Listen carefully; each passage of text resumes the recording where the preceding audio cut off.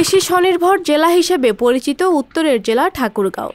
সময়ের বিবর্তনে নতুন নতুন প্রযুক্তির ব্যবহারে আধুনিক হচ্ছে ফসল উৎপাদন পদ্ধতি।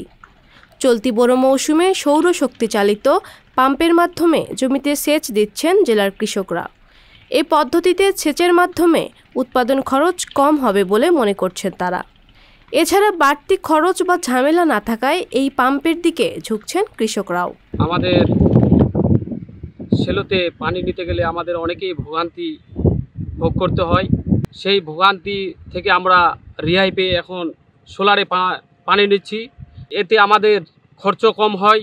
এই সোলারে পানি নিতে গেলে আমাদের বিঘা হাইস্ট 2500 থেকে 3000-এর মধ্যেই আমরা ইনশাল্লাহ পানি নিতে পারি। আর যখন সেলো মেশিনে পানি নেব তখন 5 থেকে 6000 টাকা পর্যন্ত লাগে যেতে পারে। জেলার কৃষি বিভাগ সূত্রে জানা যায়, জেলার 5টি উপজেলায় বোরো ধান আবাদের লক্ষ্যমাত্রা ধরা হয়েছে 60,150 হেক্টর। চালু রয়েছে 160টি সোলার পাম্প, যা দিয়ে 390 হেক্টর জমিতে সেচ দেওয়া সম্ভব। আমরা সূর্যদের সঙ্গে সঙ্গে চালু করতে পারি। চালু করে আমরা একসঙ্গে 2-3 জন পানিটা আমরা ভাগ ভাগ করে নিতে পারি।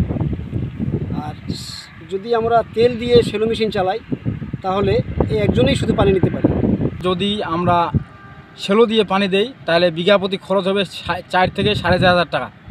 আর যদি সোলার সেচ দিয়ে পানি দেই তাহলে খরচ হবে আমাদের 25 থেকে 3000 টাকা। এই জন্য আমাদের সোলারের 1000 টাকা সাশ্রয় হচ্ছে। কৃষকরা জানান, ডিজেল চালিত যন্ত্রের সাহায্যে ধান উৎপাদনে খরচ বেশি হয়, কিন্তু সোলার সেচ পদ্ধতিতে খরচ অনেক কম। যেখানে 1 বিঘা জমিতে ডিজেল চালিত যন্ত্রে সেচে ব্যয় 4,500 থেকে 5,500 টাকা, সেখানে সোলার পাম্পে ব্যয় 2 থেকে 3,000 টাকা।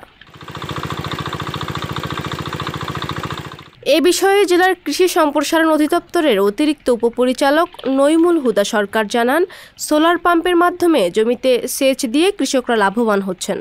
এতে করে ডিজেল ও বিদ্যুতের উপর নির্ভরশীলতা কমছে, সেই সঙ্গে তাদের উৎপাদন খরচ কমে আসছে। পাশাপাশি কৃষি বিভাগ ডিজেল বিদ্যুতের উপর নির্ভরশীলতা কমাতে ও সোলার পাম্প ব্যবহারে কৃষকদের উৎসাহ প্রদান করা হচ্ছে। আমাদের ঠাকুরগাঁও জেলায় সোলার পাম্প চালু রয়েছে 160টি। সোলার পাম্পে যেহেতু জ্বালানি সম্পর্ক নেই, সেহেতু সোলার পাম্পের সাহায্যে অতি সহজে কৃষকরা সেচ কার্য পরিচালনা করতে পারে এবং উৎপাদন খরচ অনেক কমে আসে কৃষকদের। পাপিয়া মামুন, সংবাদ প্রকাশ।